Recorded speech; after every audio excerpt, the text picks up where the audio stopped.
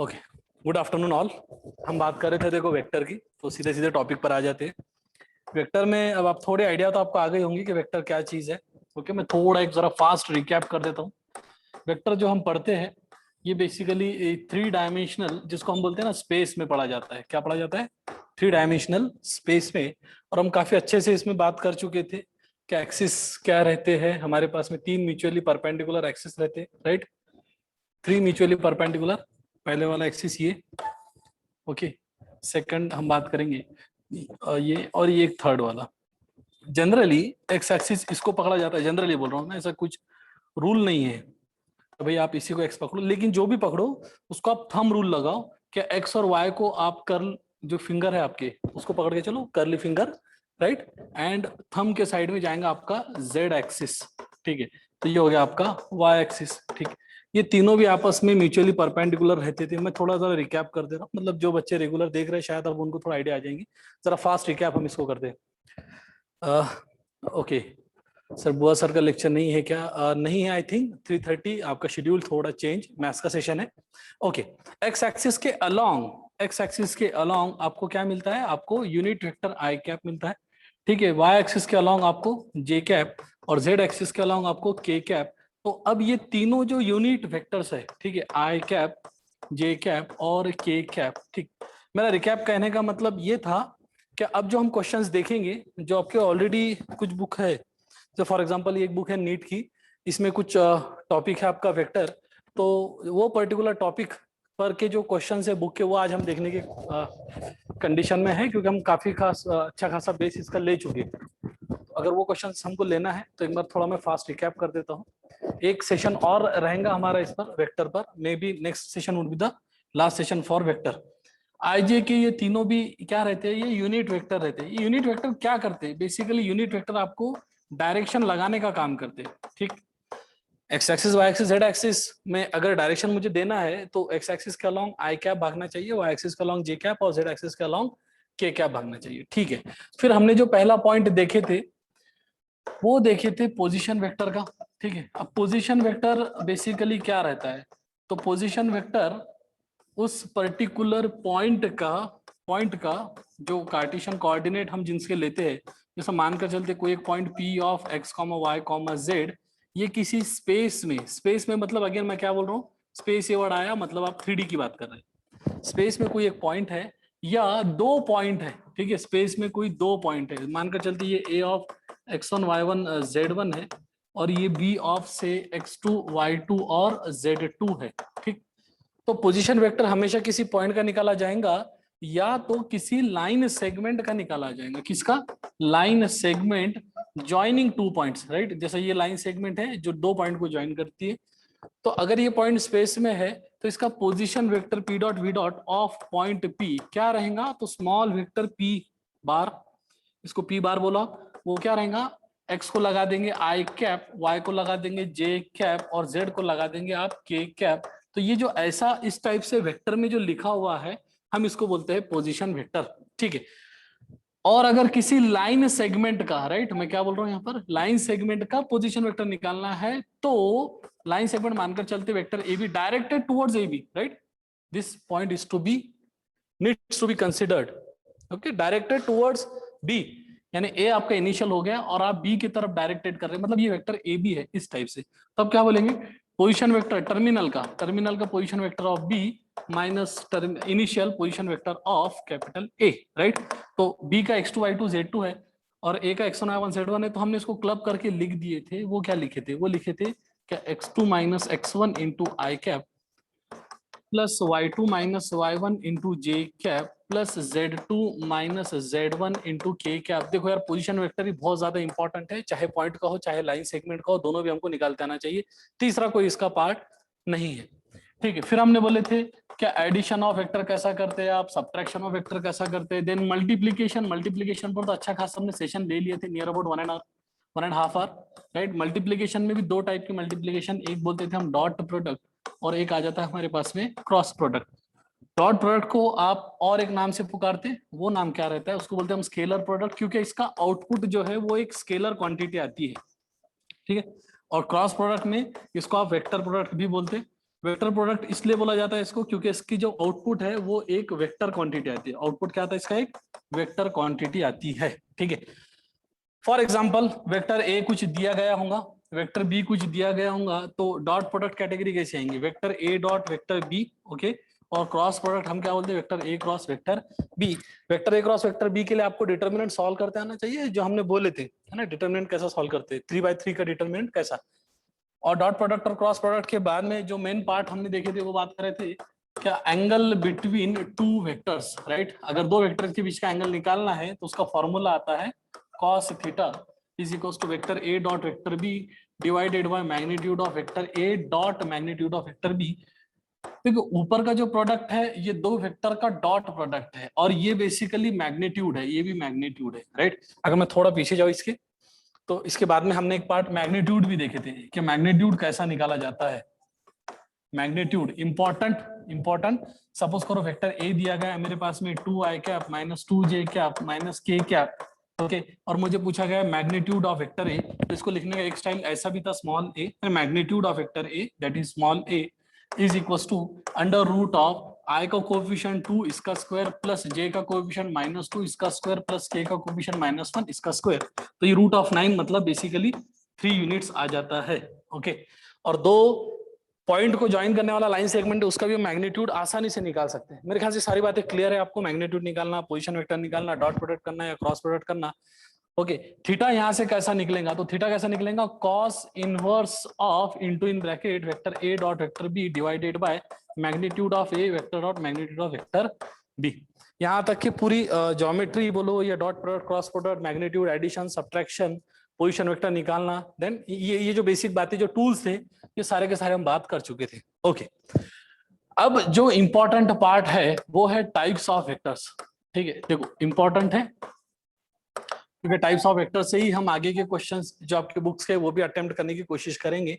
Types of vectors में जो main है जो आपको इनकाउंटर होंगे फिजिक्स वगैरह में, उन्हीं की बात करता हूं।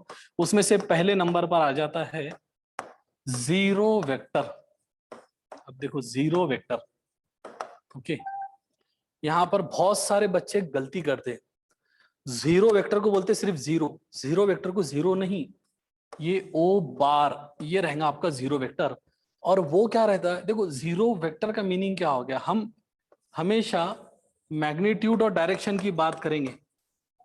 क्या मैग्नीट्यूड, कोई भी वेक्टर अगर जीरो है तो उसका मैग्नीट्यूड होना चाहिए जीरो, ये एक पार्ट। मैग्नीट्यूड उसका कितना होना चाहिए? जीरो होना चाहिए।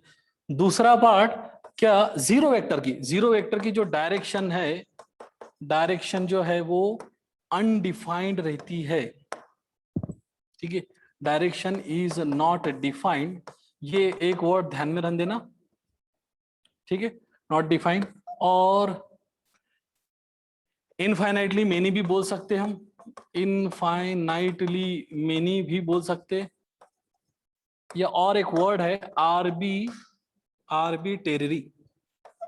आर्बिट्रेरी। अब ये आर्बिट्रेरी का मीनिंग क्या होता है मैं थोड़ा बता देता हूँ आपको, इसका डायग्राम निकाल के देखेंगे। आर्बिट्रेरी का मीनिंग जैसा अगड़म बगड़म टाइप। ये वर्ड मैंने यूज इसलिए किया क्योंकि आपको थोड़ा ध्यान में रखना चाहिए, ओके। जैसा फॉर एग्जांपल कोई अगर एक पॉइंट है, सपोज करो ये एक पॉइंट है ना। जब मैं पॉइंट की बात कर रहा हूं तो मैं इसको क्या बोलूंगा? ये जो पॉइंट है ना, ये पॉइंट को मैं बोलूंगा थोड़ी देर के लिए ये एक जीरो वेक्टर है। क्यों जीरो वेक्टर है? क्यों यार देखो किसी पॉइंट का हम मैग्नीट्यूड तो नहीं निकाल सकते हैं ना, मैग्नीट्यूड उसका जीरो कंसिडर किया जाता है, किसी भी पॉइंट का मैग्नीट्यूड जीरो। और डायरेक्शन, अब अगर आप डायरेक्शन निकालने की कोशिश करोगे, ठीक है, अगर आप इसकी डायरेक्शन निकालने की कोशिश करोगे तो डायरेक्शन तो निकालना मुश्किल, इधर भी आ सकती है, इधर भी ऐसे इनफाइनेटली मेनी। आप किधर भी सोचो इसको, कोई भी एक डायरेक्शन पकड़कर चलो तो कोई फिक्स्ड नहीं है। ये पॉइंट की डायरेक्शन इस पॉइंट की डायरेक्शन कोई फिक्स नहीं है, तो आप इनफाइनेटली मेनी बोलो, नॉट डिफाइंड बोल दो, या इसको आर्बिट्री बोल दो, मतलब randomly taken values, randomly taken. क्या जीरो पॉइंट से वेक्टर किस डायरेक्शन में जा रहा वो मुझे पता नहीं। फॉर एग्जांपल अगर मैं बोलता हूँ कोई एक वेक्टर है जिसकी मैग्नीट्यूड कितनी है, जिसकी मैग्नीट्यूड है सपोज करो 5 यूनिट्स, सपोज करो 5 यूनिट्स, 5 यूनिट्स मतलब यहां से लेकर तो यहां तक के ये जो मैग्नीट्यूड है, ये मैग्नीट्यूड कितनी है? 5 यूनिट्स है। और डायरेक्शन किधर है? फ्रॉम ए से लेकर बी, ये डायरेक्शन होगी। तो हम यहाँ पर डायरेक्शन भी डिफाइन कर पा रहे और मैग्नीट्यूड 5 यूनिट्स है ये भी बोल पा रहे, दोनों भी चीजें कर रहे। लेकिन जब पॉइंट आता ना तो अगर मैं पॉइंट को बोल रहा हूँ कि ये जीरो वेक्टर है तो हमको डायरेक्शन तो उसकी लगेंगी, लेकिन पॉइंट के केस में डायरेक्शन एग्जैक्टली किधर निकलेंगी वो फिक्स्ड ही नहीं है। तो उसको इन्फाइनेटली मेनी बोल दो, उसको आर्बिट्ररी बोल दो, दोनों भी चलेगा। तो आप डेफिनेशन के लिए क्या बोलोगे कि zero vector has magnitude zero and direction is not defined, and direction is not defined. चलो ठीक है, इतना पॉइंट काफी है। दूसरा हम बोलेंगे इक्वल वेक्टर्स। ठीक है, देखो इक्वल वेक्टर्स क्या रहते हैं, ये टाइप्स ऑफ वेक्टर्स की बात कर रहा हूं मैं अब यहाँ पर, ये समझना जरूरी है। Okay, equal vectors, equal vectors में क्या होगा, सपोज करो ये एक वेक्टर है और ये एक दूसरा वेक्टर है। ठीक, अब ये दोनों वेक्टर, ये वाला वेक्टर मानकर चलते ये ए से लेकर बी जा रहा है ये वाला, और ये सी से लेकर डी। तो क्या होगा, जब मैं इक्वल की बात कर रहा हूं तो मेरे पास में magnitude must be same, magnitude same and direction also same, and direction is also same. ठीक है, तो इसका मैग्नीट्यूड और डायरेक्शन दोनों सेम होना चाहिए। मानकर चलते ये मेरे पास में अगर मैग्नीट्यूड 10 यूनिट्स है तो CD का मैग्नीट्यूड, अगर इस वेक्टर का मैग्नीट्यूड 10 यूनिट्स है तो मेरे पास में AB का मैग्नीट्यूड भी कितना होना चाहिए, 10 यूनिट से होना चाहिए। तब जाकर बोलेंगे भैया मैग्नीट्यूड और डायरेक्शन, देखो डायरेक्शन भी सेम डायरेक्शन में है ना, इसी डायरेक्शन में है। ओके, देन बात करते हैं हम क्या भाई, collinear vectors, important. Collinear vectors, collinear का मतलब क्या होता है, कोलिनियर का मतलब क्या होता है, देखो मैं दो वेक्टर निकालने की कोशिश करता हूं। सपोज करो एक वेक्टर है ये वाला, हाँ ये वाला, ठीक, और एक दूसरा वेक्टर निकालते हैं हम। सपोज करो एक वेक्टर है ये वाला, ठीक। तो जो ऊपर का वेक्टर है, ऊपर का वेक्टर जो है मैं बोलता हूँ ये है वेक्टर ए बी, ठीक है, यहाँ पर कहीं तो भी बी आएगा, सपोज करो ये बी। और जो नीचे का वेक्टर है, जो नीचे का वेक्टर है वो है वेक्टर सपोज करो सी डी। अब यहां पर क्या हुआ, कोलिनियर का मीनिंग क्या होता, कोलिनियर का मीनिंग क्या होता, कोलिनियर का मीनिंग ये होता कि दोनों वेक्टर सेम डायरेक्शन में है, मैग्नीट्यूड से कोई लेना देना नहीं। कोलिनियर का मीनिंग क्या हो गया, क्या in same direction, in same direction, magnitude का कोई लेना देना नहीं, मैग्नीट्यूड में बी डिफरेंट, मैग्नीट्यूड में B same oblique different, magnitude इसकी कम ज्यादा हो सकती है। जैसे यहां पर दिख रहा है कि ऊपर का वेक्टर ए बी बड़ा है और नीचे का वेक्टर सी डी छोटा है, लेकिन दोनों भी क्या है, सेम डायरेक्शन में है, सेम डायरेक्शन में, सेम डायरेक्शन में करके हम बोलेंगे। ठीक है, अब और एक क्या बोल सकते थे हम, देखो पैरेलल वेक्टर को भी सेम सेंस में बोला जाएगा, पैरेलल वेक्टर्स, कि दो वेक्टर्स पैरेलल रहे तो क्या होगा, सपोज करो ये एक वेक्टर है और ये एक वेक्टर है, ठीक है, ये भी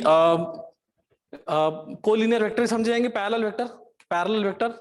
यहां पर भी क्या होगा कि आपको सेम डायरेक्शन होना जरूरी है, डायरेक्शन मस्ट बी सेम, ठीक है, मैग्नीट्यूड से हमारा कोई मतलब नहीं है, direction must be same, same direction, no issue of magnitude. तो पैरेलल, और एक इसके बाद में एक छोटा सा वर्ड में लिखता हूं, that is anti parallel, anti parallel. Anti parallel का मीनिंग क्या होगा, कि सपोज करो एक वेक्टर जा रहा है इस डायरेक्शन में और दूसरा पैरेलल तो है लेकिन अपोजिट डायरेक्शन में, ये वाला, ठीक है। तो हम क्या बोलेंगे, ये दोनों भी वेक्टर क्या हो गए, ये हो गया आपके एंटी पैरेलल। क्या बोलेंगे हम इसको, anti parallel, direction in opposite sense. अब उसको एंगल में भी टर्न किया जाता कि इन दोनों के बीच में जो एंगल रहता ना, वो एंगल रहता है कितना, वो एंगल रहता है 180 डिग्री। थीटा कितना रहता है इनके बीच में, 180 डिग्री। सर कैसा, देखो मैंने कल एक कंसेप्ट बताया था फ्री वेक्टर का, क्या अगर ये ऊपर का जो वेक्टर है वो कुछ इस टाइप से है, ये ऊपर का जो वेक्टर है हमारा वो है कुछ ऐसा, ओके, और जो नीचे का जो वेक्टर है वो है कुछ ऐसा। तो हम फ्री वेक्टर के हिसाब से इसको मूवमेंट कर सकते थे, इसको हम पैरेलल ऐसा मुंह लेके जाते सकते ऊपर, यानी इसको ऐसा कर सकते थे, ठीक है, या फिर इसको ऐसा कर सकते थे, ठीक है, इस टाइप से, ये इस टाइप से हम इसको लेके जा सकते थे, या फिर इसके ऊपर ऐसा कर सकते। तो अगर देखो मैं इसको ऐसा लेके जा रहा हूँ, लेके जा रहा हूँ, है ना, मैग्नीट्यूड बढ़ा दे रहा हूँ यहाँ पर, यानी थोड़ी देर के लिए इसको ऊपर लेके जा रहा हूँ। तो अब अगर मैं इसका एंगल चेक करूंगा, कहाँ से, दोनों टर्मिनल के बीच का एंगल, तो ये दोनों टर्मिनल आपस में अपोजिट है करके थीटा कितना हो गया, 180 डिग्री हुआ। तो ये बातें आपने थोड़ा ध्यान में रखना चाहिए। कुछ क्वेश्चन अगर इस पर होंगे तो हम वो भी देख लेंगे, अगर हमारे पास में इसकी कुछ क्वेश्चंस निकलते हैं तो उसके बारे में बात करेंगे। ठीक, लेट मी चेक।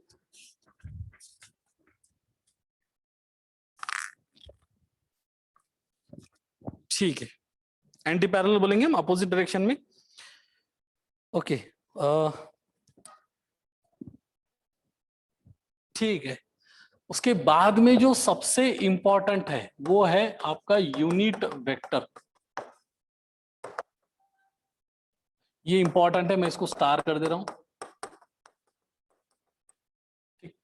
अब यूनिट वेक्टर का मीनिंग क्या हो गया? यूनिट वेक्टर का मीनिंग ये हो गया, क्या ऐसा वेक्टर जिसकी मैग्नीट्यूड 1 है, ऐसा वेक्टर जिसकी मैग्नीट्यूड 1 है उसको यूनिट वेक्टर बोलेंगे।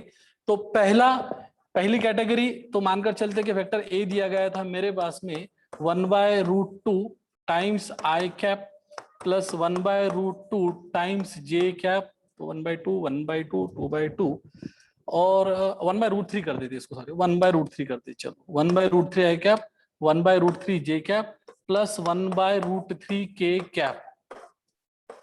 ठीक है, अब वेक्टर ए ये यूनिट वेक्टर है क्या? अगर मुझे ये पहचानना है यूनिट वेक्टर है क्या, ठीक है, determine whether vector A is unit vector और नॉट, तो हम क्या करेंगे?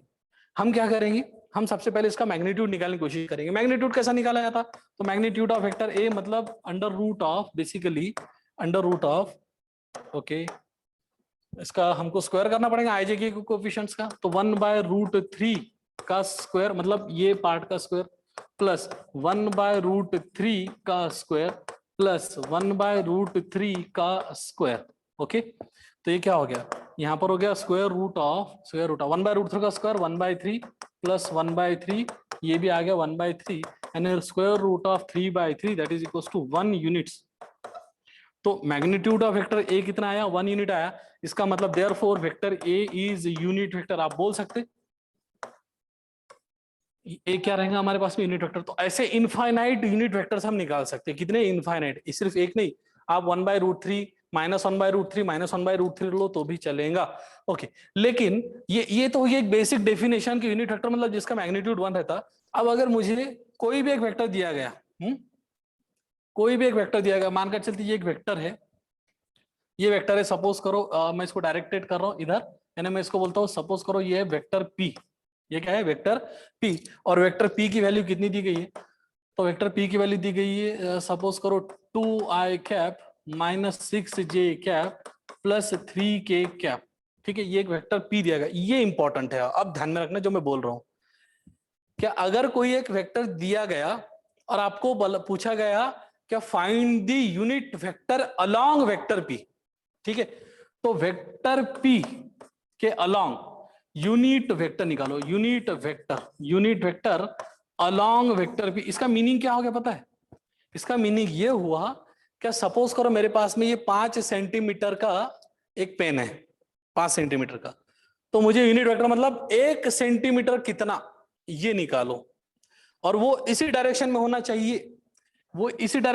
चाहिए, अब देखो सुनने में थोड़ा अटपटा लगेगा लेकिन ये क्वेश्चन इंपॉर्टेंट है कि अगर मेरे पास में if vector p is given as this one और मुझे क्या बोला गया? Find the unit vector. अब ये कंप्लीट होगा, इसकी मैग्नीट्यूड कुछ अलग आएंगे, ये कंप्लीट है, ठीक है, इसकी मैग्नीट्यूड अलग आएंगे, लेकिन इसके अलोंग मुझे यूनिट वेक्टर निकालना है, तो वो कैसा निकाला जाएगा? तो उसका एक फॉर्मूला है, ये फॉर्मूला आपको एकदम पक्का मेमोराइज करना पड़ेगा। क्या मैं इसको थोड़ा अलग से लिख देता हूं? ओके, यूनिट वेक्टर, नोट करके लिख रहे हैं हम इसको, unit vector along vector A. Generally vector A is equals to, okay, vector A divided by magnitude of vector A. क्या करेंगे हम इसको? Vector A divided by magnitude of vector A. अब उस हिसाब से हम क्या बोलेंगे? Vector P. अब यूनिट वेक्टर कैसा निकाला जाता? तो यूनिट वेक्टर निकालने के लिए इसके ऊपर लिखा जाता कि भाई ए कैप, क्या लिखा जाएगा उसका? A cap. ये यूनिट वेक्टर अलोंग वेक्टर है ए कैप, और वो कैसा आएगा? तो बोलेंगे पी कैप यहां पर, तो vector P divided by magnitude of vector P. समझ में आ रहा है? वेक्टर पी तो हमारे पास में ऑलरेडी है, तो मैग्नीट्यूड ऑफ वेक्टर पी निकालना पड़ेगा। अब मैग्नीट्यूड ऑफ वेक्टर पी कैसा निकालेंगे यार? मैग्नीट्यूड ऑफ वेक्टर पी कैसा निकालेंगे? स्क्वायर रूट ऑफ, देखो मैं इसकी वैल्यू निकाल रहा हूँ, ठीक है, तो 2 - 6 3 है, तो 2 का स्क्वायर प्लस ऑफ -6 का स्क्वायर प्लस ऑफ 3 का स्क्वायर, करेक्ट है? तो ये क्या हो गया? 2 का स्क्वायर बना 4, 6 का स्क्वायर 36 और 3 का स्क्वायर 9, तो 4 + 36 40, 49, तो ये बन गया 7, यूनिट्स, ये मैंने मैग्नीट्यूड ऑफ वेक्टर पी निकाला। ओके, और मुझे क्या पूछा गया था, मुझे पूछा गया था पी कैप मतलब यूनिट वेक्टर निकालो अलोंग वेक्टर पी। तो वी पी कैप क्या आएगा, पी कैप आएगा वेक्टर पी यानी vector P divided by magnitude of vector P is equal to vector P कितना है, 2 - 6 + 3 यानी 2i cap - 6j cap + 3k cap divided by 7। Okay, अब इसको मैं सेपरेट करके लिखता हूं, तो 2i cap divided by 7 - 6j cap divided by 7 + 3k cap divided by 7। Okay, तो यानी ये हो गया 2/7 मल्टीप्लाइड बाय i कैप, ये i का coefficient 2/7 plus of -6/7 into j cap plus of 3/7 into k cap. आप डायरेक्ट -6/7 j कैप भी लिख सकते थे, अगर ऐसा चाहते हो तो ऐसा भी लिखो, कोई प्रॉब्लम नहीं है, यानी ऐसा भी लिख सकते हैं इसको कैसा, 2i cap -6/7 j cap plus 3/7 k cap.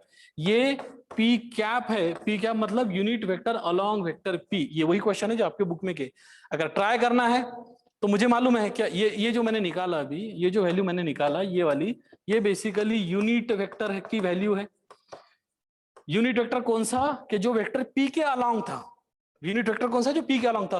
तो अगर ये यूनिट वेक्टर है तो मैं इसको क्रॉस चेक कर सकता हूं। क्रॉस चेक कैसा करेंगे हम इसको, क्रॉस चेक कैसा करेंगे कि मैग्नीट्यूड ऑफ वेक्टर पी की वैल्यू हमारी कितनी आना चाहिए, 1 आना चाहिए। अगर 1 आ गई तो मतलब ये यूनिट वेक्टर है, तो हम मैग्नीट्यूड ऑफ वेक्टर पी के लिए निकालने की कोशिश करेंगे, देखेंगे, चेक करेंगे। ये पी कैप की magnitude of vector P cap की, वेक्टर पी कैप की मैग्नीट्यूड 1 आना चाहिए, 1 आना चाहिए क्रॉस चेक के लिए। तो ठीक है, पी कैप का मैग्नीट्यूड निकालने की कोशिश करते हैं, तो अंडर रूट ऑफ क्या आएगा, आई का कोएफिशिएंट दैट इज 2/7 का स्क्वायर प्लस जे का कोएफिशिएंट दैट इज -6/7 का स्क्वायर प्लस के का कोएफिशिएंट दैट इज 3/7 का स्क्वायर। करेक्ट है?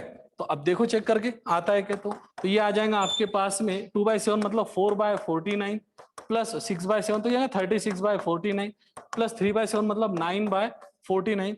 Denominator is same 49, therefore numerator is added, तो under root of 4 + 36 + 9 divided by 49, that is under root of 49/49, 49/49 which is equals to 1, which is equals to 1 unit. देखो आ गया कि नहीं magnitude.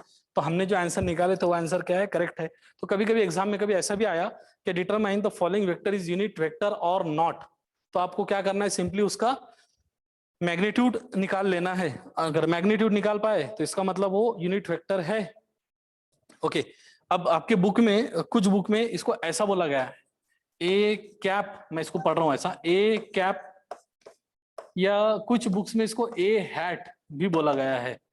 लेकिन जहां तक कि मुझे पता है ए हैट सिर्फ आपको थोड़ा एडजस्टमेंट के तौर पर बोला गया, ए कैप इसका करेक्ट प्रोनाउंसिएशन आएगा। ए कैप मतलब ए के ऊपर वो नेहरू टोपी। ओके, तो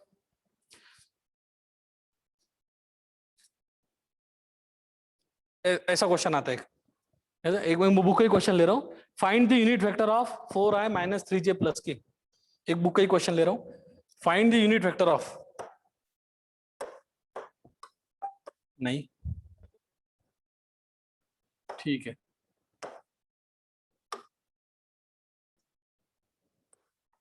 find the unit vector of, ये आपके बुक का क्वेश्चन है जो ऑलरेडी फिजिक्स में के, 4i - 3j + k, 4i - 3j + k। निकाल पाओगे आप इसको, थोड़ा फास्ट भी निकाल सकते हैं हम, कोई दिक्कत नहीं हमारे को इसमें।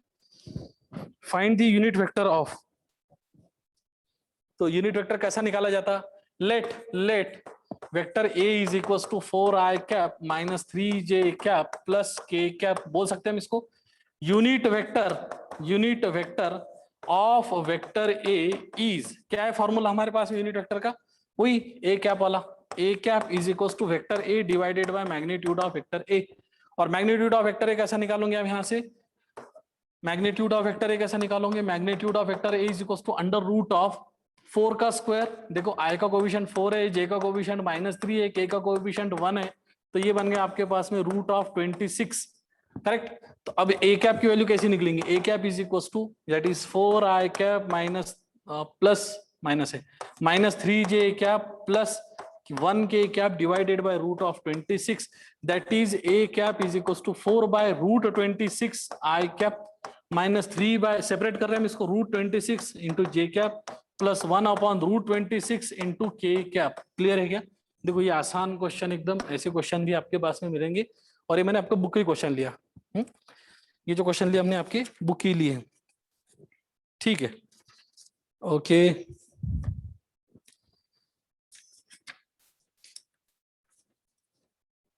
ठीक।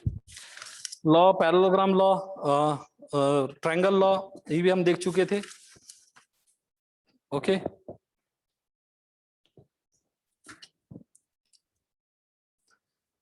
Position vector is also done. सब कुछ बातें हो गई हमारे पास में, ठीक है। अब थोड़ा जरा जनरल केस पर आते, क्योंकि हमारा एक जो पार्ट बचता वो रिजल्टेंट बचता, लेकिन उसके पहले कुछ बातें आपको आना चाहिए रिजल्टेंट के पहले। जैसा मैं बोल रहा हूँ, ये कुछ जब बातें आज मैं जो लिख के दूंगा, ये हमको जो नेक्स्ट सेशन रहेगा, मे बी लास्ट सेशन रहेगा वेक्टर का, उसमें हम ये सब चीजों को डील करेंगे। ओके, पहला, क्या vector A dot vector B का मीनिंग होता magnitude of vector A dot magnitude of vector B dot cos theta. अच्छा सर, ये कहां से आया?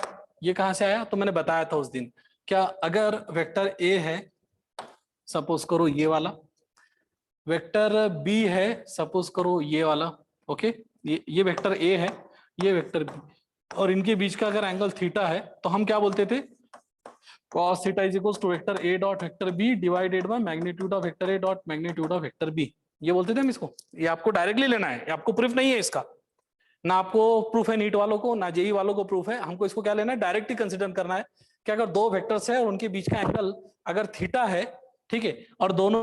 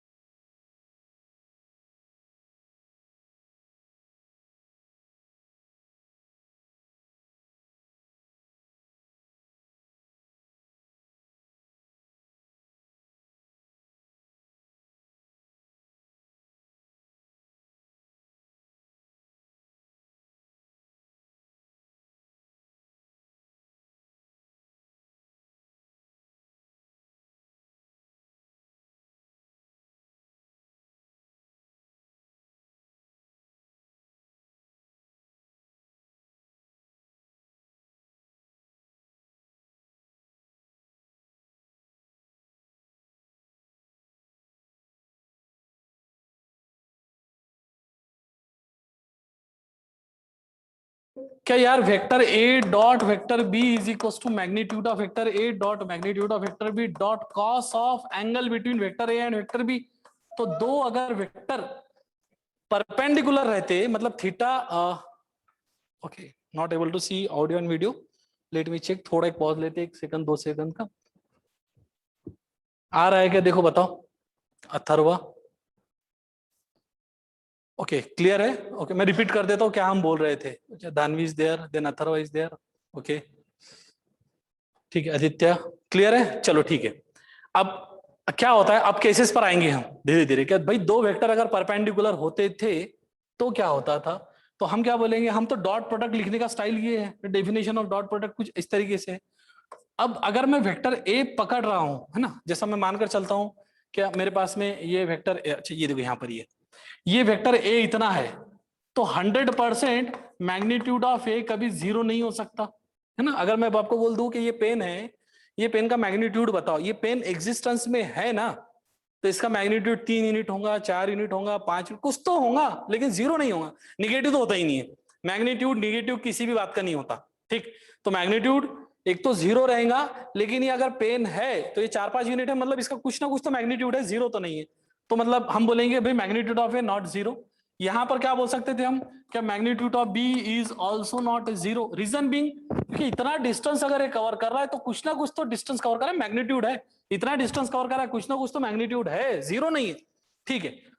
और cos 90, तो हम क्या बोलेंगे, ये क्वांटिटी तो कुछ ना कुछ है, ये क्वांटिटी कुछ ना कुछ है, लेकिन cos 90 की वैल्यू कितनी आती है यार? cos 90 की वैल्यू रहती है 0। आपको याद करना पड़ेगा chart. sin 91, cos 90 0, sin 45 1/√2, sin 30 1/2, tan 30 1/√3, tan 60 √3, cot 60 1/√3, cot 30 √3, tan 90 1090 not defined, right? तो वहां से तो हम क्या बोलेंगे, ये आ गया आपका 0। अब अगर ये तीनों का प्रोडक्ट है, देखो तीनों का प्रोडक्ट है जिसमें से एक क्वांटिटी आपकी 0 है, तो 100% vector A dot vector B आपका क्या मिल जाएगा, 0। तो एग्जाम में कभी कभी एक नोट करके आती क्या, इफ टू वेक्टर्स, ठीक है, if two vectors are perpendicular, ठीक है, ऐसा बोलेंगे आप।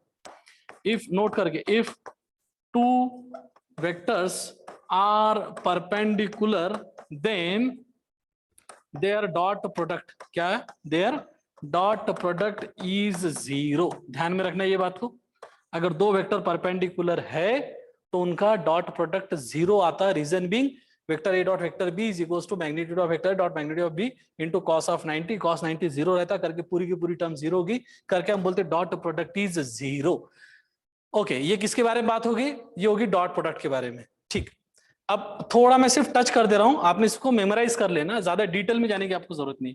Vector A cross vector B की डेफिनेशन है, हम इसको कैसा निकालते हैं, हम इसको डिटर्मिनेंट से निकालते हैं, लेकिन इसकी एक डेफिनेशन है, magnitude of vector A dot magnitude of vector B dot sine theta into cap N. Sir ये कहां से आ गया, तो ये इसकी डेफिनेशन है। आपको सिर्फ परपेंडिकुलर और पैरेलल की केसेस ध्यान में रखने के लिए मैं बता रहा हूं, जो कि एग्जाम में आपको गलती से पूछ भी सकते। ओके ठीक है, हो सकता है। अब देखो ये क्रॉस प्रोडक्ट की डेफिनेशन है, डॉट प्रोडक्ट की डेफिनेशन क्या थी, डॉट प्रोडक्ट की डेफिनेशन ये थी, डॉट प्रोडक्ट में आता है कॉस थीटा और क्रॉस प्रोडक्ट में कौन आता, साइन थीटा। और ये कैपेन जो है ना, ये कैपेन जो रहता है, cap n is a unit vector perpendicular to the plane of vector A and vector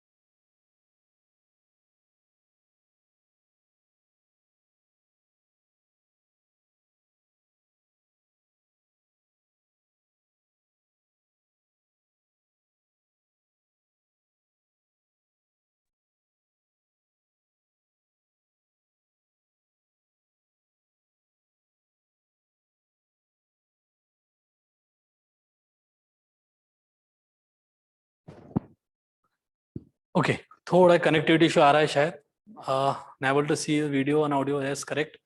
मेरे ख्याल से अब आगे होंगे, तो अगर आगे होंगे तो हम खत्म कर देते। कल का जो हमारा सेशन रहेगा वो लास्ट सेशन रहेगा, ध्यान में रखना। और उसमें बहुत ही ज्यादा इंपॉर्टेंट जो पार्ट बचा वेक्टर का वो है रिजल्टेंट ऑफ वेक्टर्स निकालना। रिजल्टेंट ऑफ वेक्टर्स मतलब कंपोनेंट्स ऑफ वेक्टर्स निकालना, वर्टिकल कंपोनेंट, हॉरिजॉन्टल कंपोनेंट और कुछ उनके एंगल्स।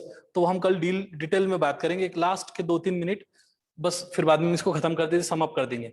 अगर दो वेक्टर्स पैरेलल है, देखो यार दो वेक्टर्स अगर पैरेलल रहते हैं ना, तो उनके बीच का एंगल थीटा रहता है 0 डिग्री, ध्यान में रखना। दो वेक्टर्स अगर पैरेलल है, ठीक है, जैसा ट्रेन की पटरी हमेशा पैरेलल चलती ना, तो उनके बीच में कभी क्रॉस होता ही नहीं है, इंटरसेक्शन होता ही नहीं है, ठीक है, मतलब दो पैरेलल पटरी के बीच में। या एक दूसरा पार्ट क्या, अगर एंटी पैरेलल है, if two vectors are anti parallel. Anti parallel का मतलब हमने थोड़ी देर पहले ही देखी है ना, जैसा एक वेक्टर आप ये पकड़कर चलो और इसको एंटी पैरेलल वेक्टर आप ये पकड़कर चलो उल्टी दिशा में, ये वाला। मतलब देखो एंटी पैरेलल है लेकिन अपोजिट डायरेक्शन में, एंटी पैरेलल है अपोजिट डायरेक्शन, ठीक है। यहां पर हम बोल सकते थे कि that is in opposite direction. Parallel but in opposite direction. Direction बोलो, डायरेक्शन बोलो, दोनों भी सेम है, डायरेक्शन भी बोलते डायरेक्शन भी बोलते, ठीक। तो अब उसके इसमें एंगल क्या होता है, तो थीटा हमारा आता है 180 डिग्री, राइट। अब देखो होगा क्या, vector A cross vector B का मतलब होता है magnitude of vector A dot magnitude of vector B dot sine theta into cap N. अगर थीटा की वैल्यू, अगर मैंने थीटा की वैल्यू अगर 0 कंसीडर करी या 180 कंसीडर करी, यानी पैरेलल वेक्टर्स पकड़ो या एंटी पैरेलल, ये दोनों केस में आता है ना ऐसा, अगर पैरेलल वेक्टर रहेगा तो थीटा 0, एंटी पैरेलल रहेगा तो थीटा 180। तो साइन थीटा, साइन 0 की वैल्यू 0 रहती है और साइन 180 की वैल्यू भी क्या रहती है, 180 डिग्री की वैल्यू भी क्या रहती है, 0। ये दोनों वैल्यू 0 रहती है, जिसकी वजह से हमारे पास में साइन थीटा की वैल्यू क्या आ जाएंगी, 0, यानी magnitude of vector A dot magnitude of vector B into 0 into cap N. अब जहां पर 0 आ गए तो कंप्लीट बर्बाद हो गया ना। 0 4 लोगों के प्रोडक्ट में एक 0 आ गया, मतलब वो कंप्लीटली 0 आ गया, तो आपका क्रॉस प्रोडक्ट क्या आ जाएगा, 0 आ जाएगा, ध्यान में रखना।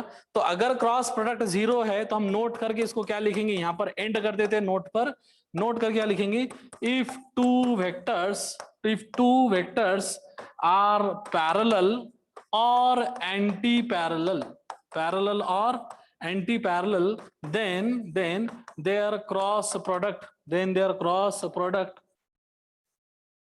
is 0, then their cross product is 0। तो ये दो नोट आपने ध्यान में रखना, ये दोनों नोट काम के हैं।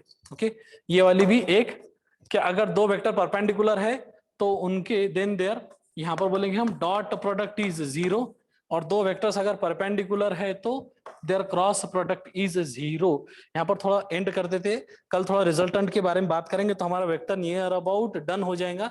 आपको बाकी सारी चीजें इसमें क्या मेरे ख्याल से तो पता है, जितना पता होना चाहिए फिजिक्स के न्यूमेरिकल्स वगैरह सम के लिए। ठीक है, कल देखेंगे डिटेल में जरा, और यहाँ पर रुकते हैं जरा, कनेक्टिविटी इशू भी हो रहा है और हमारे पास में लास्ट पार्ट बचा। थोड़ा हो सके आपके पास में कोई फिजिक्स की बुक मिली तो एक बार रिजल्टेंट वगैरह आपको पढ़कर आ जाना। ओके, जाते आते थोड़ा आपके सिर्फ थोड़ा नॉलेज के लिए ही बता दूंगा कि जिसका काम पड़ेगा, साइन 37 की वैल्यू रहती है आपकी 3/5 और साइन 53 की वैल्यू रहती है आपकी 4/5। ये दो वैल्यू ध्यान में रखना, कल काम में आएंगे। साइन 37 डिग्री, 53 डिग्री, 3/5 और 4/5 विल सी टुमारो। ओके, ठीक है, ठीक है, ठीक है। बुआ सर का लेक्चर है क्या आज? नहीं, मेरे ख्याल से बुआ सर का जो लेक्चर था बेटा वो 3:30 to 4:15 था, लेकिन कुछ शायद हेल्थ इशू या कुछ इशू होगा तो वो लेक्चर आपका नहीं हुआ। अब मेरे ख्याल से शायद आपका लेक्चर नहीं है क्या लेक्चर? आपको मैसेज आ जाएगा, कन्वे हो जाएगा।